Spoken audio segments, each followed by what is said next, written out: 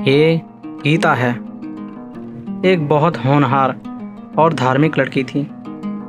इसकी एक छोटी सी फैमिली है, माँ पिता और ये। गीता हर सुबह 6 बजे शिव मंदिर जाती थी और पूजा पाठ करके 7 बजे आ जाती थी और घर का सारा काम करके फिर अपने ऑफिस चली जाती थी। गीता के पिता को उसकी शादी की बड़ी चिंता हो रही थी। चिंता इस बात की नहीं कि उसकी शादी नहीं हो रही थी, चिंता इस बात की थी अगर शादी हो गई तो उसकी ज़िंदगी नर्क से बदतर हो जाएगी, क्योंकि एक ऐसा रास्ता जो उन्होंने सिर्फ अपने सीने में दफन कर लिया था, बस अंदर ही अंदर घुटते रहते थे और इसी वजह से वो उसे लड़कों से भी दूर रहने को कहते थे। और इस बात से अनजान गीता अपने ऑफिस और घर की लाइफ में खुश थी। मगर कहते हैं ना, विधि का विधान टल नहीं सकता। एक दिन ऑफिस में न्यू मैनेजर आता है और एक मीटिंग होती है। उसमें सबको वो अपना इंट्रोडक्शन देता है और इंट्रो लेता भी है। जब गीता से वो बात करता है तो उसका मन बड़ा खुश हो जाता है। इसी तरह ऑफिस में कुछ महीने निकल जाते हैं। गीता और मैनेजर में बॉन्डिंग अच्छी हो जाती है और फिर एक दिन ट्रीट के बहाने से मैनेजर गीता को कहीं ले जाता है। बीच में एक सुनसान सी जगह देखकर गाड़ी रोक देता है। दोनों बाहर उतरते हैं। फिर कुछ बातें स्टार्ट होती हैं। गीता, तुम मुझे बहुत अच्छी लगती हो। तुम्हारी सादगी को देखकर मेरा मन खुशी से भर जाता है।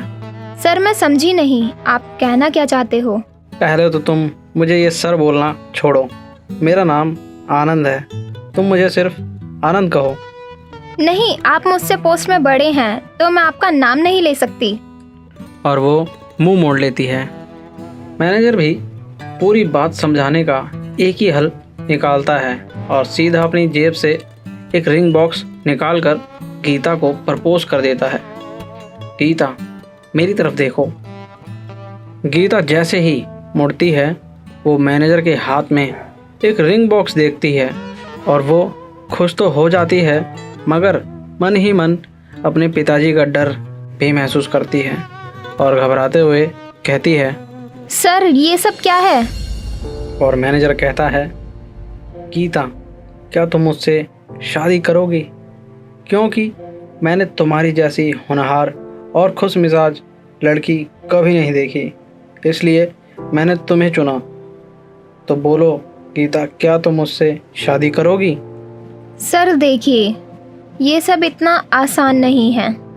मैं ये नहीं कह रही कि आपके अंदर कोई कमी है या आप मेरे लिए सही नहीं हो, मगर मेरी भी कुछ मजबूरियां हैं, इसलिए मैं अभी कुछ नहीं कह सकती। ठीक है गीता, मैं समझता हूँ इतनी जल्दी किसी भी डिसीजन को नहीं लेना चाहिए। Take your time. एक ही बात कहूँगा, मैं शादी तुमसे ही करूँगा। अब बस तुम्हारी हाँ का इंतज़ार रहेगा। गीता थोड़ा शर्माती है और गाड़ी में जाके बैठ जाती है और फिर घर जाके वो अपने पिताजी को सब बात बता देती है।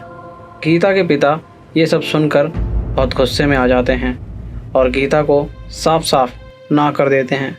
गीता मायूस होकर अपने कमरे में चली जाती है। अगले दिन गीता मैनेजर के कैबिन में कुछ फाइल्स लेकर जाती है। तभी मैनेजर कहता है, गीता, कैसी हो? सब ठीक तो है ना?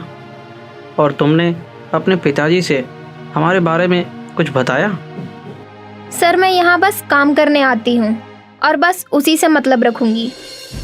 गीता का ये जवाब सुनकर मैनेजर थोड़ा टेंस हो जाता है। फिर अगले ही दिन मैनेजर गीता के घर चला जाता है अपनी फैमिली के साथ और गीता के पापा उन्हें देखकर चौंक जाते हैं। पर गीता जब आती है उन्हें देखकर वो भी चौंक जाती है। वो सबसे नमस्ते करती है और पापा को बताती है कि यही वो मैनेजर है। अच्छा, तो कहिए कैसे आना हुआ? देखिए जी, हमें तो आपकी बच्ची पसंद आ गई है, तो अपने बेटे का रिश्ता लेकर आए हैं। अच्छा, देखिए इसके बारे में हमने भी कुछ सोचा नहीं है, तो हमें माफ़ कीजिए। अंकल कोई प्रॉब्लम है तो आप बता सकते हैं। आपको तो पता है मैं गीता के ऑफिस में मैनेजर हूँ, अच्छी सैलरी भी है और उसे मेरे बारे में भी अच्छे से पता है। नहीं, वो सब तो ठीक है, मगर मैंने इस बारे में कुछ सोचा ही नहीं है, तो मुझे माफ़ कीजिएगा। और मुझे अभी कहीं जाना है, तो आप फिर कभी आइएगा। गीता भी इस बार सोच में पड़ गई कि पापा ने इन्हें कोई ऐसी ठोस वजह तो दी ही नहीं और मना कर दिया। रात हो जाती है, फिर वो अपने पापा से वजह पूछने लगती है। पापा, आप क्यों मना कर देते हो हर लड़के को मेरी शादी के लिए? अब तक 50 रिश्तों को आपने किसी न किसी वजह से मना कर दिया है। आज मैं जानना चाहती हूँ, ऐसा क्यों? बेटा, मैं ये सब तेरे भले के लिए कर रहा हूँ। तेरी इस जन्म में शादी नहीं हो सकती। पर ऐसा क्यों है पापा, मुझे जानना है। बेटा, मैं ये सब तेरे को नहीं बता सकता। चल, अब रात ज़्यादा हो गई है, जाकर सो जा। कल सुबह तुझे ऑफिस भी जाना है। नहीं पापा, आपको बताना होगा। और पापा कुछ नहीं बोलते, वो गीता के कमरे से बाहर चले जाते हैं। पापा, पापा, पापा। हे महादेव, मेरा ही जीवन आपने ऐसा क्यों लिखा है? मैं आपकी दिन रात पूजा करती हूँ, मगर फिर भी मेरा ही जीवन इतना कठोर क्यों? उस रात के बाद गीता को आनंद से थोड़ा लगाव हो जाता है। गीता सुबह ऑफिस जाती है और आनंद को गुड मॉर्निंग कहती है, मगर आनंद थोड़ा इग्नोर कर देता है। इससे गीता को थोड़ी हैरानी होती है। जो कल तक उसके पीछे पागल था, आज उसे कोई मतलब ही नहीं है। गीता सीधा कैबिन में जाती है और बात करती है। क्या हुआ सर? मुझसे कोई गलती हुई है क्या? नहीं गीता, ऐसी बात नहीं है, बस थोड़ी तबीयत ठीक नहीं है। गीता ये सुनकर बहुत ज़्यादा परेशान हो जाती है और सर पे हाथ लगाती है और देखती है उसे बहुत तेज़ बुखार होता है और जल्दी से फर्स्ट एड बॉक्स में से दवाई निकाल कर दे देती है और फिर दोनों में इश्क वाला रिश्ता बन जाता है। और गीता अपने पापा को बहुत मनाती है आनंद से शादी करने के लिए। वो किसी भी कीमत पे राज़ी नहीं होते। फिर आनंद और गीता सबसे छुप छुपा कर शादी कर लेते हैं, जो कि उसने अपने जीवन की बहुत बड़ी गलती की थी, क्योंकि उसके पापा जिस वजह से उसे शादी करने से मना कर रहे थे, वो वजह कुछ ज़्यादा ही बड़ी थी।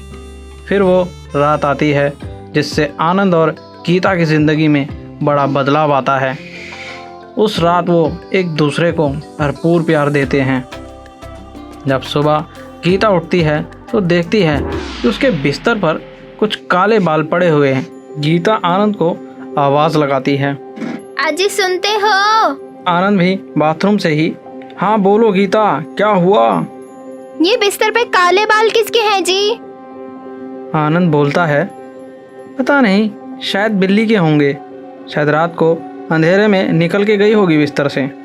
गीता थोड़ा रिलैक्स होती है, फिर वो भी किचन में चली जाती है।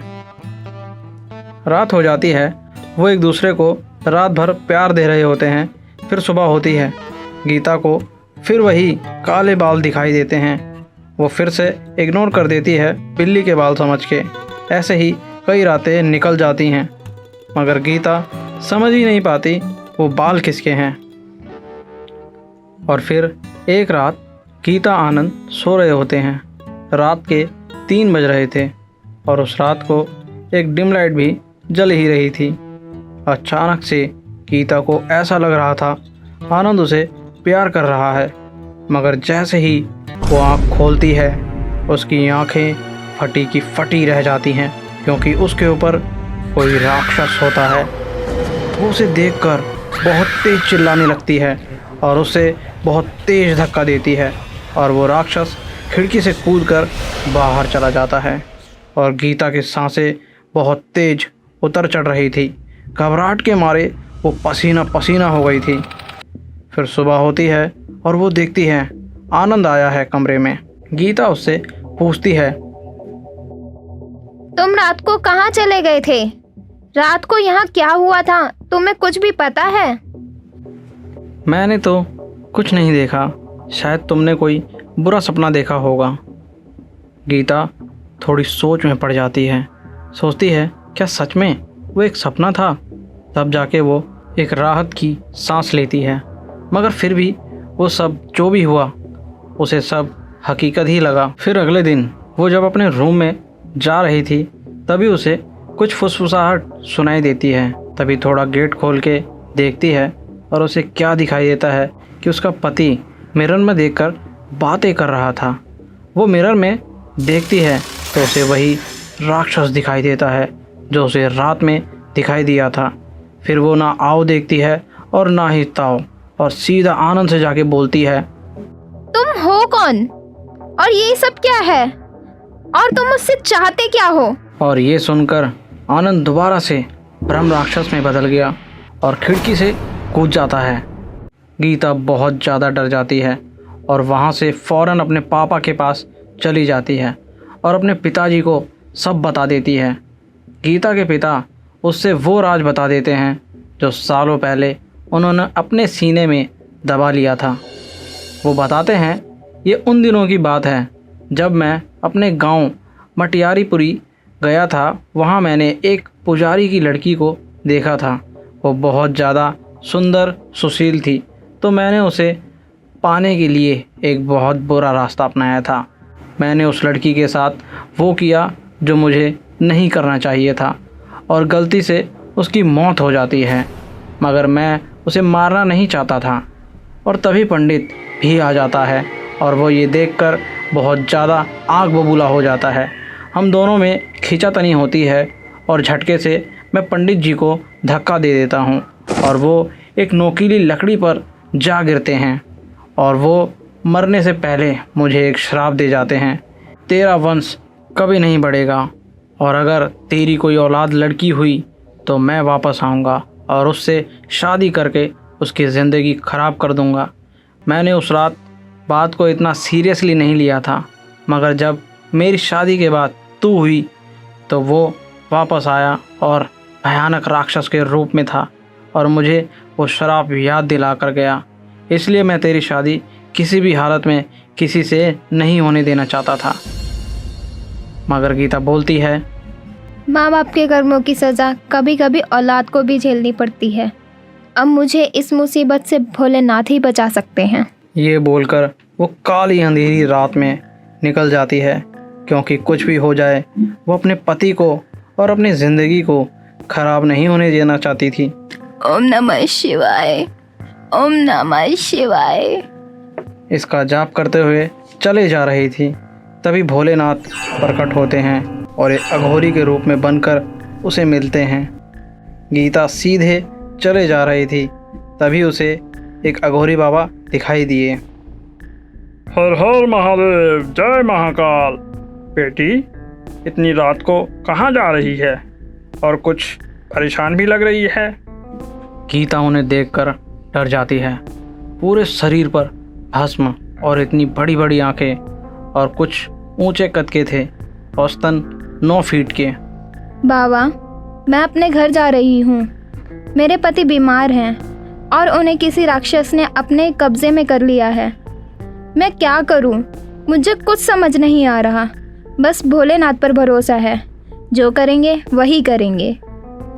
हर हर महादेव, जय महाकाल। तू चिंता मत कर बेटी, तो ये त्रिशूल ले जा। ये त्रिशूल बस तुझे अपने पति की छाती में गाड़ना है और फिर वो राक्षस तेरे पति को हमेशा के लिए छोड़कर चला जाएगा।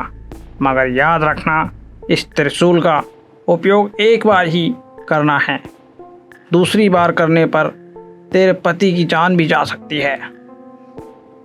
गीता उस त्रिशूल को अपने माथे से चूमकर ले जाती है। वो घर पहुंचती है और देखती है आनंद वहाँ नहीं था। फिर उस त्रिशूल को अपने तकिए के नीचे रख के सो जाती है। फिर थोड़ी देर बाद उसे कमरे में किसी के होने का एहसास होता है। वो लाइट जलाती है, उसे तभी दिखाई देता है कि वो राक्षस उसके सामने ही खड़ा है और वो उसकी तरफ झपटता है और गीता त्रिशूल निकालती है और जैसे ही राक्षस के सीने में मारने वाली होती है तभी वो राक्षस आनंद का शरीर छोड़ देता है और वो त्रिशूल आनंद के सीने में चला जाता है। आनंद को बहुत ज़्यादा दर्द होता है। तभी वहाँ गीता के पापा आ जाते हैं और वो राक्षस उनके अंदर समा जाता है और गीता पे हमला करने ही वाला होता है। तभी आनंद वो त्रिशूल अपनी छाती से निकालकर उसके पिता के सीने में घोंप देता है। उससे ये होता है कि वो राक्षस और गीता के पिता दोनों ही जलने लगते हैं, धीरे धीरे भस्म हो जाते हैं और गीता अपने पिताजी को देखकर रोने लगती है। पिताजी पिताजी। और इधर आनंद का शरीर भी अपने आप ठीक हो जाता है। यानी कि उस त्रिशूल से सिर्फ बुरे लोग ही मर सकते थे, क्योंकि वो राक्षस भी बुरे विचारों से बना था और गीता के पिता ने भी एक पाप किया था। 2 साल बाद गीता और उसका बच्चा गार्डन में खेल रहे थे। तभी गीता देखती है उसके बच्चे ने एक बिल्ली को पकड़ रखा है और उसकी गर्दन मोड़कर उसे मार दिया। गीता भागी भागी जब तक उस तक पहुंचती है, वो बिल्ली की गर्दन मोड़ चुका था। बिल्ली भी मर चुकी थी और फिर वो अपने बच्चे की तरफ देखती है। उसकी आंखें पूरी तरह लाल हो जाती हैं और चेहरे पे एक शैतानी मुस्कान होती है। तो हेलो दोस्तों, कैसी लगी आपको ये कहानी? अच्छी लगी है तो लाइक ज़रूर कर देना और हमारे चैनल हॉरर टेल्स को सब्सक्राइब ज़रूर कर देना। तो मिलते हैं एक नई कहानी के साथ। तब तक के लिए हर हर महादेव, जय महाकाल।